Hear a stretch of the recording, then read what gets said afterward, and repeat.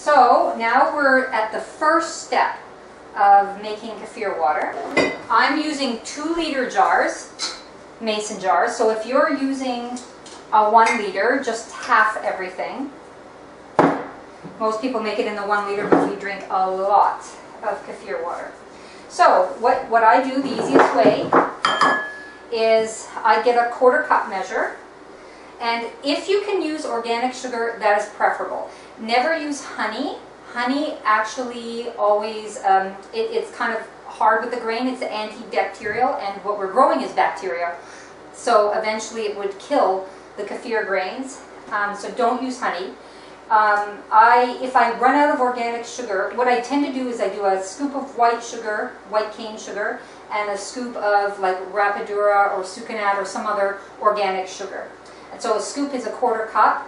So totally in a 2-liter container, I want half a cup of sugar. In a 1 liter, I would use a 1/4 cup of sugar. So in a 2-liter container, I'll put a 1/4 cup of brown sugar because I'm out of my organic sugar, so I'll just use brown. And if worst comes to worst and all you have is regular sugar, just use it. It's like you'll get back to the organic when you get to the health food store. Don't worry about it.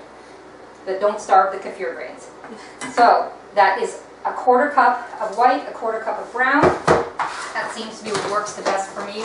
Or I usually use a 1/4 cup of white and a 1/4 cup of organic. And then, and it would be a 1/4 cup total if it's a 1 liter jar. Then I boil some water. And I just put in just enough water to dissolve, boiling water to dissolve the sugar, and just swirl it around. There's no need to dirty another pot and do it on the stove. Don't make extra work for yourself. And when that's all dissolved, which that is, then I just fill it up with cool or room temperature water. This water we get from we're very, very lucky to have a local spring where the water comes like an artesian spring that runs all the time. And we pick up our drinking water from there, which has just the right amount of minerals in it.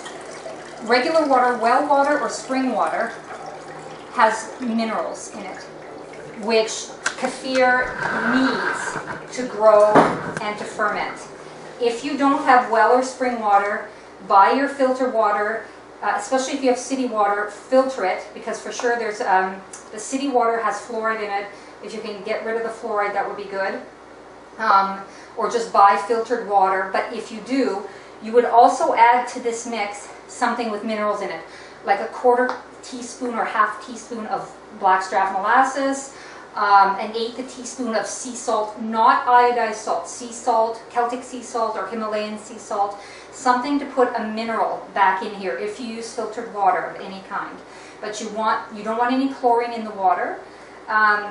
If you have city water that doesn't have fluoride but only has chlorine, you can put a jug of it and leave it out overnight, and the chlorine will dissipate in 24 hours. And then you can run it through your Brita filter and then add back the correct minerals. So anyway, I don't need any of that because I have perfect water here. So here's my 2-liter container full with 1/2 cup of sugar. And we need 1/2 cup of kefir grains. If it was the 1 liter, we would need a 1/4 cup. So here is a 1/4 cup and another 1/4 cup. So, and I pretty much have, I don't have that much left. When it grows, when it doubles, this batch didn't grow as much. But when it doubles, so you have a cup of grains, then you would split it and start another batch. So there we have it. That is the first step in making kefir water. You just put the lid on it. Jordan, if you can pass me a little Post-it from on top of the computer there. Thank you.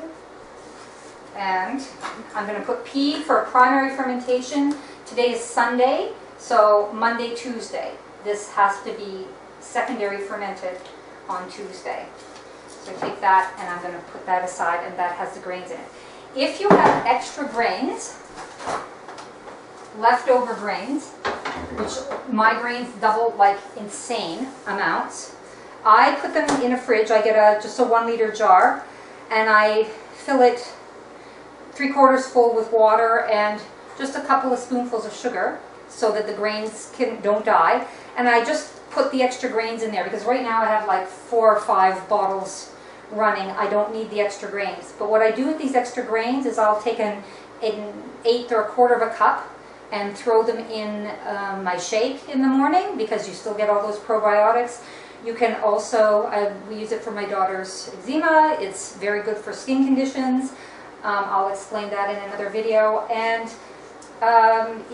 just keeping it cold in the fridge like that with a bit of sugar so that the grains don't die.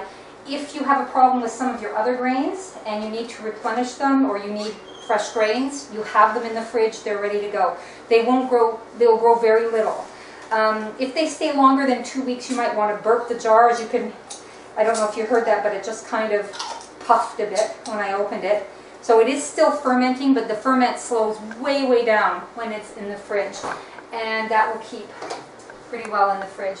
I have 2 of these going, one that I'm using and one that I'm filling up. And when the first one is used, I move that one forward and rotate that. So there you go. That is the first fermentation.